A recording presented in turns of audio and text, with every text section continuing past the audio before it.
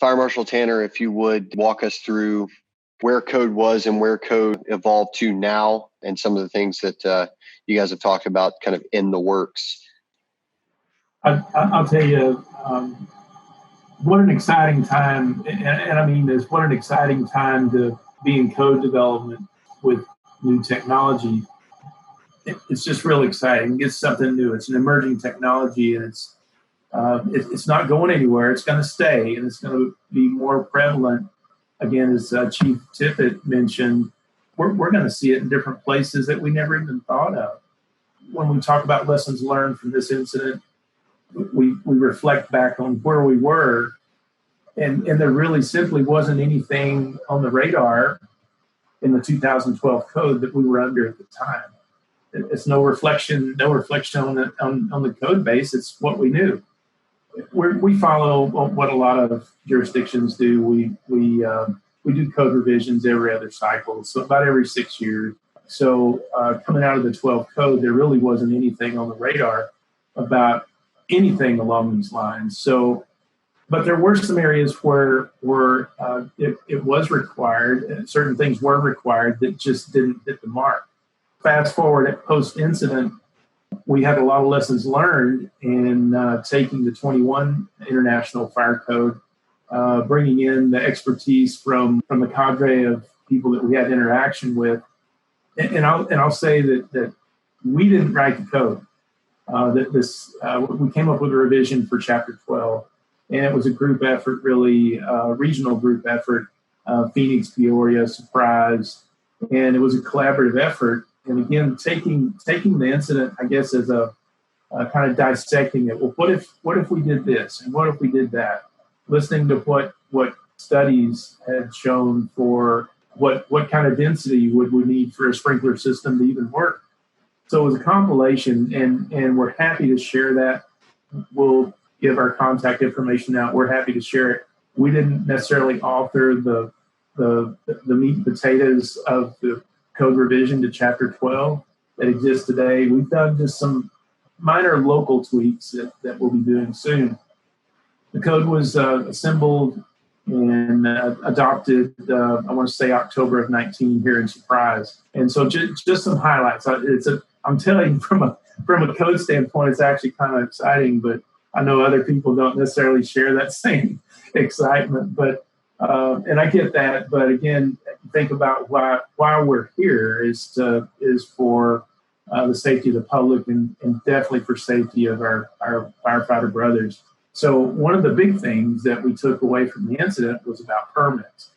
We had no idea that this facility was there. Had we have known, we would have required a permit for the detection system and the suppression system. That's a normal thing. We would have required monitoring, 24-hour monitoring, so that we're not relying on a third party or whoever owns the building to send us that alarm. We're going to get it automatically. So that's one of the big areas that we've added in the code.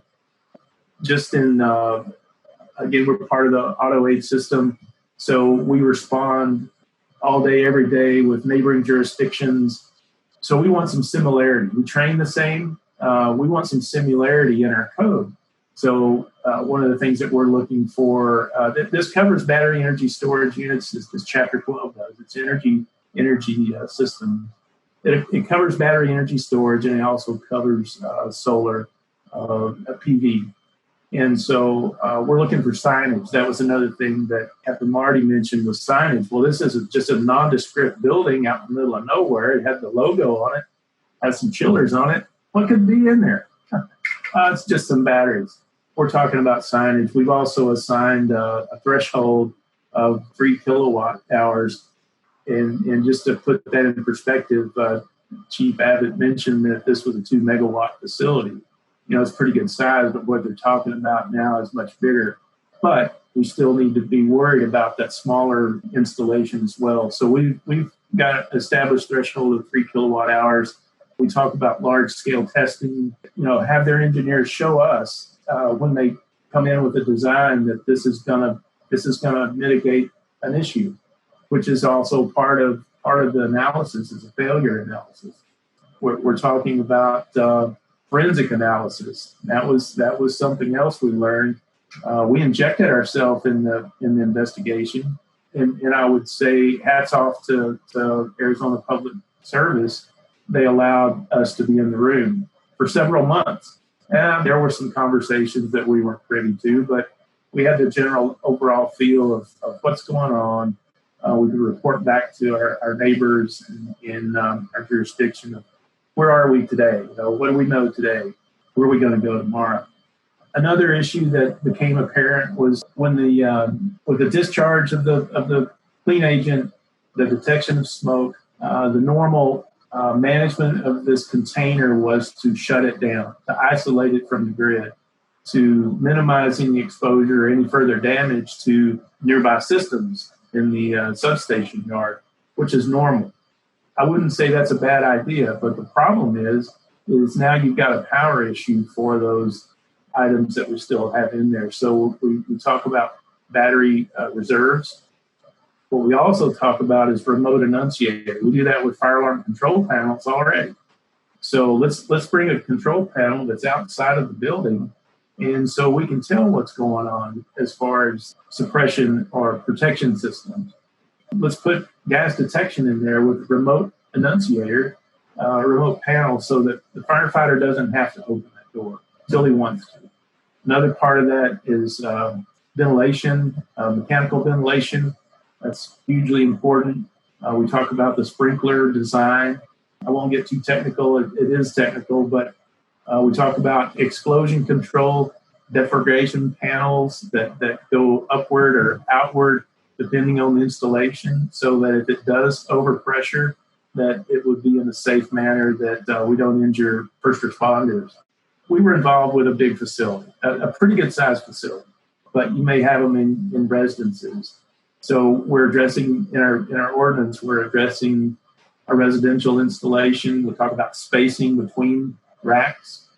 One of the other little caveats is you may have a repurposed, maybe an automobile power system that gets repurposed into a wall mount system that supplements your home. And so we're monitoring some of the issues that have happened. I wouldn't say there's a lot of them that we know of yet, but issues where power walls are installed in garages that then present another hazard, particularly with explosions. So that's what we've done from a code standpoint. Again, we're excited to be a part of this. We embrace that we have to. It's something that we just have to do. We're trying to go to clean energy, and it's always been the issue of, well, how do we store the energy? We can generate it all day long, all night long, in a multitude of ways, but we have to be able to store it. And so that's why I find it really exciting is to, from a code standpoint, how can we mitigate that? We know that we can't prevent 100% of them. Okay, well, let's mitigate it. Let's, and that's what we do. That's the game that we play in code development and enforcement is how can we mitigate? Prevent what we can through education and mitigate what we can through code. It's an emerging technology, and like I said, we just have to open our eyes to it and open our hearts and open the code book too.